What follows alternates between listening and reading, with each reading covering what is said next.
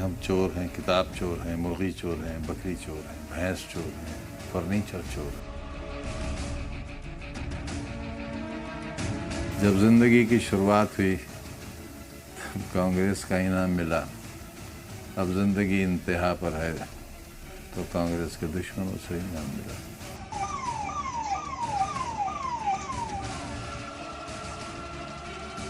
ہم تو وہ لوگ ہیں جو کسی کو بھی قابل قبول نہیں ہیں۔ خدا ہی ملا نہ وصال صنم، نہ ادھر کے رہے نہ ادھر۔ آداب ناظرین، آپ دیکھ رہے ہیں سلام ٹی وی، آپ کے ساتھ میں ہوں شبنم حسانی۔ سیاست میں ایک ایسا نام جس کا کوئی ثانی نہیں، 5 دہائیوں کا سیاسی سفر، 10 بار کے MLA، Lok Sabha Rajya Sabha Sansad, cabinet minister, قوم کے مسیحا۔ آپ سمجھ ہی گئے ہوں گے ہم کس کی بات کر رہے ہیں۔ اعظم خان صاحب آج ہمارے ساتھ موجود ہیں بات کرنے کے لیے۔ اعظم خان صاحب، بہت بہت استقبال ہے آپ کا۔ شکریہ نوازش۔ یہ شخصیت ہے آپ کی جسے میں نے ابھی بیان کیا، بچہ بچہ جانتا ہے آپ کے بارے میں۔ یہ بھی جانتا ہے بچہ بچہ کہ ہم چور ہیں، کتاب چور ہیں، مرغی چور ہیں، بکری چور ہیں، بھینس چور ہیں، فرنیچر چور ہیں۔ ایسے الزاموں کا تصور نہیں کر سکتے ہم، لیکن آپ کے اوپر الزام لگے۔ کی چوری ہے لیکن سزا ڈکیتی کی ملی ہے۔ اتنی مقبول شخصیت اور اس طرح کے الزام، لوگ کہتے ہیں تو پھر ٹھیک ہی کہتے ہوں گے۔ سیاسی سفر آپ کا کیسے شروع ہوا سر؟ 1975 میں علی گڑھ مسلم یونیورسٹی میں لاء کا طالب علم تھا اور میرا فائنل سیمسٹر تھا LLM کا۔ تبھی دیش میں آپاتکال لگا اور میں نے ایک کہانی سنی تھی کہ کہیں اونٹ پکڑے جا رہے تھے، تو اونٹوں کے ساتھ ساتھ ایک لومڑی بھی بھاگی چلی جا رہی تھی۔ اس لومڑی کو روکا، لوگوں نے پوچھا لومڑی تو کیوں بھاگتی ہے، پکڑ تو اونٹ ہی ہو رہی ہے۔ تو اس نے کہا دیکھو بھائی، یہ تو بعد میں طے ہوگا کہ اونٹ کون ہے، لومڑی کون ہے، اس وقت کون ہے، اس وقت تو جان بچاؤ اپنی۔ یہ وہ زمانہ تھا۔ ایمرجنسی میں گرفتاری ہوئی DIR کے تحت، علی گڑھ میں رہے، پھر میسا سرو ہو گیا تو بنارس، تو تقریباً 19-20 مہینے بنارس سینٹرل جیل میں رہے۔ جب زندگی کی شروعات ہوئی تب کانگریس کا انعام ملا، اب زندگی انتہا پر ہے تو کانگریس کے دشمنوں سے انعام ملا۔ سماجوادی پارٹی سے کیسے جڑا ہوا آپ کا؟ میں چودھری چرن سنگھ جی کے ساتھ تھا، میں ہی نہیں تھا، سب تھے۔ وہی اس کے راشٹریہ ادھیکش ہوتے تھے جنتا دل کے۔ ملائم سنگھ جی بھی وہی رہتے تھے ان کی کوٹھی پر، اور ان کے سیاسی جانشینوں میں ان کا شمار ہوتا تھا۔ 1980 میں پہلی بار ودھائک ہو گیا اور پھر ہوتا چلا گیا۔ وہیں سے ملاقات ہے میری۔ 10 بار کے MLA رہے ہیں آپ ایک ہی ودھان سبھا سے، گھر کے مکھیا کو بھی شاید 10 مرتبہ موقع نہ ملے، اور آج اسی جگہ سے پھر لوک سبھا بھی جیتا جی، لیکن ہر بار میرا مارجن بڑھتا گیا، گھٹتا نہیں گیا۔ آج کی سیاست میں سماجوادی وچار دھارا ہے یا ختم ہو چکی ہے؟ دیکھیے، اس وقت تو کوئی دھارا ہی نہیں ہے، اس وقت تو ستا کی دھارا ہے۔ ستا ملنا چاہیے، چاہے طریقہ کوئی بھی ہو، راستہ کوئی بھی ہو، منزل حاصل ہو۔ وہ منزل چاہے خون کے دریا پار کر کے ہو، آگ کے دریا پار کر کے ہو،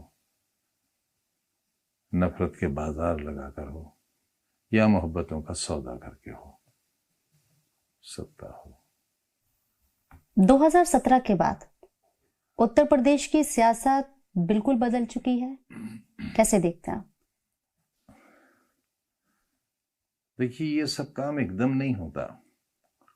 جب سماج میں ڈیٹریشن آتا ہے، گراوٹ آتی ہے، تو آہستہ آہستہ آتی ہے۔ ہمیں اس کا احساس جب ہوتا ہے جب وہ مکمل ہو جاتی ہے۔ گراوٹ تو بہت پہلے سے آنے لگی تھی، اور ان طاقتوں نے جنہوں نے حالات کو انجام تک پہنچایا، کی کوششوں کا سفر تقریباً 1 صدی کا ہے. قوم کے مسیحا کہا جاتا ہے آپ کو؟ نہیں، غلط کہا جاتا ہے. مسلم طبقے کی سیاست میں حصہ داری غیر موضوع ہو گئی ہے، کوئی بات ہی نہیں کرتا اس پر. میں اپنے آپ کو تنہا مسلمانوں سے نہیں جوڑتا، میں انسانوں سے جوڑتا ہوں. اس میں مسلمان بھی آتے ہیں، اور وہ اس لیے کہ میرا دین مجھے اجازت ہی نہیں دیتا کہ میں کسی دوسرے سے نفرت کروں. پیغام الہی ہی نہیں ہے، قرآن حکیم کا حکم ہی نہیں ہے، کیونکہ وہ رب المسلمین نہیں ہے، وہ رب العالمین ہے. اور جب وہ رب العالمین ہے تو پھر مسلمانوں کے علاوہ دوسری قوموں سے نفرت کرنے کا اختیار مجھ سے اللہ نے واپس لے لیا ہے، چھین لیا ہے. میں اگر کسی سے نفرت کروں گا، اس کا حق چھینوں گا، ناانصافی کروں گا، تو میں اللہ کے احکام سے بغاوت کروں گا. شاید یہ ہم سمجھا نہیں سکے، برادران وطن تک یہ پیغام پہنچا ہی نہیں سکے. آپ کے اوپر کئی مقدمے ہوئے ہیں، لوگ کہتے ہیں کہ بدلے کی نیت سے مقدمے ہوئے ہیں. بدلہ کس بات کا؟ لیکن ایک سوال ہے اعظم صاحب، کہیں تو کچھ رہا ہوگا جو یہ موقع ملا، جی کیا رہا، کہیں گے؟ بالکل رہا موقع یہ رہا کہ وہ لوگ جنہیں سائیکل اور موٹر سائیکل کا پنکچر جوڑنا تھا، میں ان کو قلم دینے کے لیے نکلا. جنہیں رئیسوں کی کوٹھیاں بنانے کے لیے اینٹیں چننا تھیں، میں انہیں قلم دینے کے لیے نکلا. جنہیں ہتھوڑے سے ہتھیار پر دھار بنانی تھی، میں انہیں قلم دینے کے لیے نکلا. یہ میرا چھوٹا گناہ ہے، سزا چھوٹی ملی ہے، سزا اور بڑی ملنا چاہیے تھی. ملے گی لگتا ہے، زندہ رہ گیا تو ملے گی. 23 مہینے بعد آپ جیل سے کون سی بات تھی؟ 27 مہینے اس سے 2 مہینے پہلے رہ کر آیا تھا، 1.25 سال ایمرجنسی میں رہا تھا. ہم تو وہ لوگ ہیں جو کسی کو بھی قابل قبول نہیں ہیں. خدا ہی ملا نہ وصال صنم، نہ ادھر کے رہے نہ ادھر کے. جیل میں وقت بتانا آپ کے لیے کتنا مشکل تھا؟ کوئی ایک ایسا پل جو بہت بڑا مشکل آسان رہا؟ تھا، خود کو بھول گئے تھے. ہم زندہ ہیں یہ بھول گئے تھے، ہمارا کوئی خاندان کوئی پریوار ہے وہ یہ بھول گئے تھے، ہم کہاں سے آئے تھے اور کہاں جانا ہے یہ بھول گئے تھے. پھر کیا رہ گیا تھا؟ پانی میں آواز کس میں ہوتی ہے؟ جو بہتا ہے، اور جو ٹھہر جائے وہ سڑ جاتا ہے. ہم تو ٹھہرا ہوا پانی تھے، سڑا ہوا جسم لے کر باہر آ گئے.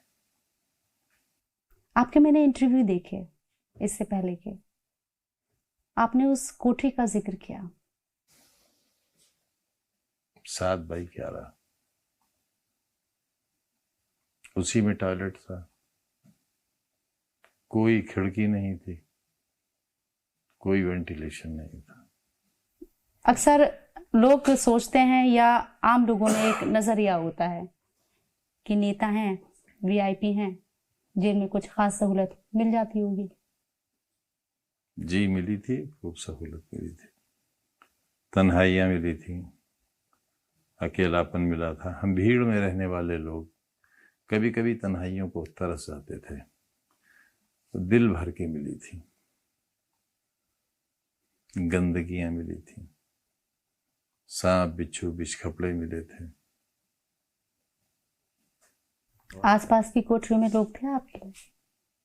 نہیں، پھانسی گھر ہے وہ، وہاں پھانسی کے ملزم رکھے جاتے تھے. کبھی دہشت آپ کو لگی؟ دہشت تو ان کو لگتی ہے جو خود کو زندہ مان کر جیتے ہیں. اب تک جو آپ نے ابھی تک جو حقیقت بیان کی ہے جیل لی، اس بیچ کوئی ایسا شخص رہا جسے آپ یاد کریں گے؟ اللہ، صرف اللہ. اور میں کہتا تھا، میں یہ انٹرویو کے لیے نہیں کہہ رہا ہوں، کہاں ہے تو؟ اے اللہ، تو نے تو وعدہ کیا تھا کہ میں اپنے بندے کو اکیلا نہیں چھوڑوں گا. میں بہت اکیلا ہوں. तू कहाँ? आपके हामियों ने जेल के बाहर आपके लिए आवाज उठाई। आजम खान साहब जेल में अकेले थे, तन्हा थे। क्या वो हमदर्दी, वो हिमायत जेल के अंदर तक आपको सुनाई दी? नहीं, कुछ भी नहीं। जो नॉर्मल अधिकार है बंदियों का, 1 महीने में 4 बार अपने परिवार से, अपने मिलने वालों से बात करने का, मुझे वो भी नहीं था। मैं बीमार हो जाऊं तो डॉक्टर को आने के लिए इजाज़त नहीं थी। मेरी आंखों में सिस्ट हो गए दोनों तरफ, और वो इतने खतरनाक होते हैं कि अगर प्यूपिल क्रॉस कर जाए तो आदमी अंधा हो जाएगा और फिर कभी भी नाई वापस नहीं आएगी। अदालत से भी हुक्म हो गया, गार्ड भी आ गया, पुलिस गार्ड, फिर भी न जाने क्यों क्या मसलहत रही। सिर्फ 20 मिनट का ऑपरेशन था, नहीं हो सका। कोविड हुआ? ऐसे हालात में हुआ जब वहां कोई आता नहीं था। मैं हैरान हूं और मैं खुद से सवाल करता हूं, कभी कभी सिस्टम से भी करता हूं, कि कोविड के लिए जरूरी है संपर्क होना किसी तरह का, चाहे शारीरिक हो या सांस का हो। खुद से कोविड किसी को नहीं होता, पूरी जेल में किसी को नहीं हुआ, तो फिर मुझे और अब्दुल्ला को कैसे हो गया? 5 महीने दाखिल रहा, 5 महीने मेदांता में, और इस शर्त पर मुझे मेदांता भेजा गया कि मैं अपने इलाज का क्लेम नहीं करूंगा। एक चपरासी को भी क्लेम मिलता है, विधायक और सांसद तो बहुत बड़ी चीज है, मुझे नहीं मिला। मैं 2 साल सांसद रहा, मुझे रहने के लिए घर नहीं मिला। मैं बड़ा ऐतिहासिक व्यक्ति हूं, लोग मेरी दास्तान सुनकर पढ़कर अगर रोएंगे नहीं तो मुस्कुराएंगे भी नहीं। क्या आपने कभी जेल में रहने के दौरान माफ करने की सोची जिन लोगों ने आपके साथ नाइंसाफी की? मैं कौन होता हूँ माफ करने वाला, और मैं कौन होता हूँ सजा देने वाला? मेरे मालिक ने यह हक दिया है मुझे कि तुम्हें हक है कि तुम गुनहगार को सजा दो, लेकिन अगर तुम मुझ पर छोड़ दो तो तुम जानते हो कि मुझसे बेहतर सजा तुम नहीं दे सकते। इसलिए मैंने अपना सारा मामला अल्लाह पर छोड़ दिया। मोहम्मद अली, जौहर यूनिवर्सिटी बनाने का ख्याल आपको कैसे आया? कौम ने सोचा कि दूसरा सर सैयद मिल गया? अलीगढ़ में पढ़ता था तो एक शेर सुना था अपने उस्तादों से, उस्ताद साहिबान से, और वो ये था कि चश्मे सैयद नगरां है कि फिर उठे शायद। सैयद यानी सर सैयद, चश्मे सैयद नगरां है कि फिर उठे शायद, कोई दीवाना अलीगढ़ के बेयाबानों से। सोचता था अल्लाह काश ऐसा हो कि मैं ये कर सकूं।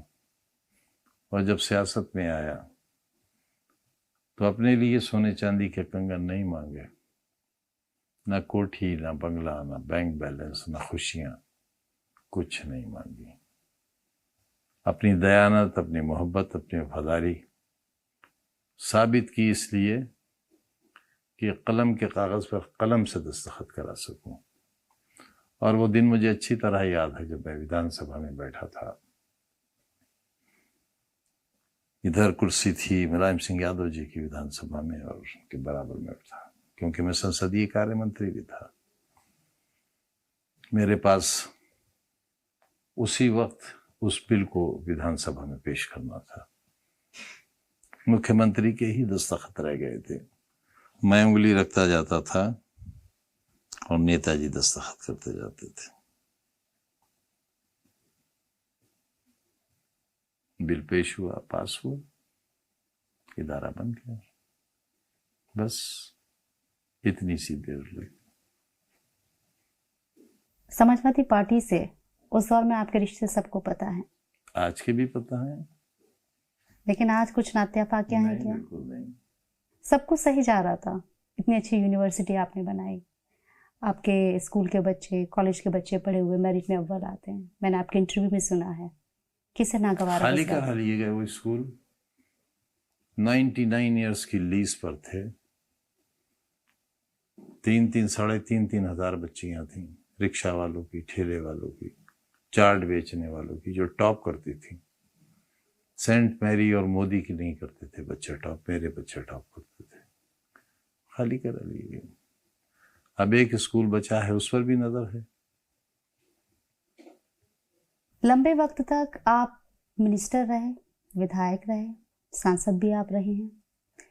रामपुर को जिस मकाम पर आप ले जाना चाहते थे, जिस तरह से आप देखना चाहते थे रामपुर को, वो पूरा कर पाए? देखिए, रामपुर के माथे पर एक दाग था कि उसकी पहचान चाकू से थी। फिल्मों में, कारोबार में, बदनामी में। मैं चाहता था कि ये पहचान मिट जाए। उस कोशिश में मैं कामयाब हुआ। मैंने किले के जलसे में कहा था एक बार कि रामपुर वालों, मैं तुम्हारे शहर को दुनिया के नक्शे पर लाऊंगा। बिल्कुल सन्नाटा था, मगर कहीं दूर से आवाज आई, पागल हो गया। ऐसे काम पागल ही कर सकते हैं, दीवाने ही कर सकते हैं। और देखिए, मैं रामपुर को दुनिया के नक्शे पर ले आया। आपके मुखालिफ आपको मुतनाज़ा लीडर कहते हैं। इसे आप अपनी एक पहचान मानते हैं या मुखालिफों की गलतफहमी? उनका अपना सोचना है, मैं किसी की सोच को कैद में थोड़ी कर सकता हूँ। आपने हमेशा मुसलमानों के लिए आवाज उठाई। इंसानों के लिए। मुसलमान क्योंकि बहुत कमजोर हैं, लिहाजा उनके लिए ज्यादा इग्नोर्ड हैं, ज्यादा उपेक्षित हैं। उनके माली हालात, उनके तालीमी हालात, उनके समाजी हालात दलितों से भी बदतर हैं। और ये मैं नहीं कह रहा हूं, ये कमीशंस कह रहे हैं, एक दो नहीं, जितने कमीशंस बने बैठे उन सबका यही कहना है। सच्चर कमीशन की तो रिपोर्ट है कि दलितों से भी बदतर है मुसलमानों की हालत। अब उसके बाद क्या रह गया? आज तक उस रिपोर्ट पर कोई अमल हुआ? अभी जो सियासत का गठजोड़ है, वो धर्म और सियासत दोनों का है। देश के लिए कितना मुफीद है? अगर धर्म किसी बुरी चीज का नाम होता, मजहब अगर किसी बुरी चीज का नाम होता, तो मैं कहता कि सियासत से इसका कोई ताल्लुक नहीं होना चाहिए। लेकिन अगर मजहबी लोग अच्छी सियासत करें तो उसमें सियासत भी अच्छी होगी और धर्म का नाम भी होगा। अगर कोई मुसलमान अपने मकान की छत से खड़े होकर अपने पड़ोसी हिंदू भाई को दहशतज़दा करने के लिए ये नारा लगाए, हर नाराए तकबीर अल्लाह अकबर, सिर्फ इसलिए कि दहशत पैदा हो जाए, मैं उस नारे के हक में नहीं हूं। और इसी तरह अगर कोई हिंदू भाई किसी मुसलमान को दहशतज़दा करने के लिए हर हर महादेव का नारा लगाए, तो मैं उसके पक्ष में भी नहीं हूं। मजहब तो ठंडक का नाम है, मोहब्बत का नाम है। जितने भी मजहबी पेशवा हुए, उन्होंने तो अमन का, शांति का, मोहब्बत का पैगाम दिया। हम उस पर चल नहीं सके, उनकी गलती थोड़ी है, ये गलती तो हमारी है। आज अगर आपको अपनी जिंदगी और सियासी सफर को एक लफ्ज में बयां करना पड़े तो क्या कहेंगे आप? इतना पढ़ा लिखा और इतना समझदार होता तो इतने सख्त हालात से गुजर न रहा होता। इसके लिए तो किताबें चाहिए, लफ्ज नहीं, किताबें चाहिए। आपकी सबसे बड़ी हुसूलियाबी और पछतावा? उसूलियाबी या वसूलियाबी? हुसूलियाबी। उसूलियाबी। हुसूलियाबी कामयाबी के तौर पर अगर देखें तो वसूलियाबी से तो आपको खिताब किया जा रहा है आज के दौर में। गरीबी मेरी, मुफलिसी, नादारी। और दूसरी पछतावा सबसे बड़ा? कोई ऐसा कुछ है जो आपको पछतावा है? हाँ है। मैं ऐसा क्यों हुआ? ऐसा हुआ ही क्यों मैं, जिसकी वजह से पूरा खानदान और पूरा शहर बर्बाद हो गया? क्यों हुआ मैं ऐसा? मैं अगर ऐसा ना होता तो वैसा होता, یعنی میں اگر دشت نہ ہوتا تو سمندر ہوتا. محمد اعظم خان صاحب کو 50 سال بعد لوگ کس طرح سے یاد کریں گے؟ ایک چور کے ناطے. مرغی چور، بکری چور، بھینس چور، کتاب چور. لیکن اتہاس یہ بھی پڑھے گا کہ کئی کتاب چوروں نے اتنے بڑے کام کیے کہ وہ اتہاس ویکتی بن گئے، بڑے بڑے سائنٹسٹ بن گئے، اتہاسکار بن گئے کتاب چرا کر. لیکن کتاب چرا کر وہ کتاب بیچی نہیں تھی، انہوں نے پڑھی تھی. سماجوادی پارٹی کو اگر ایک بار پھر سے مضبوط کرنے کا موقع، یہ ذمہ داری آپ کے کندھوں پہ دی جائے؟ نہیں، ایک بار سے کیوں، میری پارٹی ہے. کیا آپ کو اپنے ماں باپ سے، اپنے بہن بھائی سے، اپنے بچوں سے، شوہر سے ناراض ہونے کا حق نہیں ہے؟ ان سے کچھ مانگنے کا حق نہیں ہے؟ کچھ نہ ملنے کی شکایت کرنے کا حق نہیں ہے؟ اگر ہے تو حق میرا. پارٹی میرا گھر ہے، میرا خاندان ہے. اپنے خاندان والوں سے اگر میں خاندان کی بھلائی کے لیے کچھ کہوں تو میری ذاتی غرض نہیں ہوگی، وہ خاندان کی بہبود کے لیے، اس کی بھلائی کے لیے، اس کی خوشحالی کے لیے میری نیک رائے ہوگی، اور اس سے زیادہ کچھ نہیں ہوگا. اس سے زیادہ کی میری اوقات بھی نہیں ہے.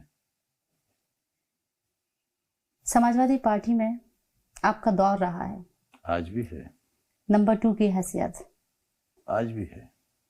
قیادت پہلے کی طرح ہے یا بدل چکا ہے کچھ؟ سب کچھ ویسا ہی ہے، میں کچھ بدل گیا ہوں. آپ صحت یاب رہیں، اللہ آپ کو تندرستی دے. آمین. سیاست میں رہیں گے یا اتنے زخم ملنے کے بعد چھوڑ دیں گے؟ آپ کیا چاہتی ہیں؟ آپ کو روشن دیکھنا چاہتے ہیں. اس کے لیے دعا کیجیے. اس کے لیے جلنا پڑتا ہے. جلیں گے. ناراضگی قیادت سے، پارٹی سے صرف زبان تک ہے، دل میں بھی کچھ کھا نہیں، کوئی ناراضگی ہے ہی نہیں. آپ کے کہنے سے تھوڑا ہو جائے گی، نہ آپ کے بہکانے سے بہک جاؤں گا. ایک لاسٹ سوال ہے میرا سر آپ سے. جب جیل سے رہائی کی آپ کی خبر آئی، کچھ خبریں گردش کرنے لگی، شاید جیل تک وہ پورے پیپر بھی نہیں پہنچے تھے رہائی کے. اس سے پہلے خبریں گردش کرنے لگی کہ اعظم خان صاحب باہر آ رہے ہیں اور سماجوادی پارٹی سے کنارہ کر کے، میں کھل کے نام لوں گی، بی ایس پی جوائن کر سکتے ہیں یا بی ایس پی کے ساتھ جڑ سکتے ہیں. یہ صرف خبریں ہیں، گردش کر رہی ہیں، بے بنیاد ہیں، کیا ہے؟ میں نے اس وقت بھی کہا تھا، بے وقوف تو ہوں، اتنا بھی نہیں ہوں. میں صرف یہ بات بی ایس پی کہہ رہا ہوں. میں ابھی کوئی راجنیتک فیصلہ لینے کی پوزیشن میں ہی نہیں ہوں. سب سے پہلے ضروری ہے کہ میں زندہ تو رہوں، میری صحت تو ٹھیک ہو. میں نے تھکنا سیکھا ہی نہیں تھا. میں چلتا نہیں تھا، اڑتا تھا. میرے پنکھ تھک گئے ہیں، انہیں قوت دینا ہے اور ان کو ایک بار پھر تو شاہی ہے بسیرا کر پہاڑوں کی جگہوں میں، اس قابل بنانا ہے. اس کی دعا کیجیے. اور جو سن رہے ہیں میری بات، وہ بھی دعا کریں. میرے لیے نہ بھی کرنا چاہیں تو مجھے کوئی شکایت نہیں ہوگی، لیکن ان لوگوں کو بچانے کے لیے ضرور دعا کریں جو مجھ سے بھی زیادہ ستائے گئے ہیں. ایک چھوٹا سا اور سوال ہے سر، پوچھنا چاہوں گی. کہتے ہیں انسان کے اوپر کتنی بھی مصیبتیں آئیں، اگر اس تک ہوتی ہیں تو وہ جھیل جاتا ہے یا پار پا لیتا ہے، برداشت کر لیتا ہے. لیکن بات اگر خاندان کے اوپر ہو، فیملی کے اوپر ہو تو ٹوٹ جاتا ہے. آپ کی اہلیہ، آپ کے بیٹے، انہیں بھی سفر کرنا پڑا آپ کی وجہ سے. میرا بھائی، میری مری ہوئی ماں، یہ برداشت بھی تو اللہ نے دی ہے. میری بڑی بہن جو میری ماں کی عمر میں ہے، پرنسپل سے ریٹائر ہوئی تھی، کئی کتابوں کی رائٹر ہیں، افسانہ نگار ہیں۔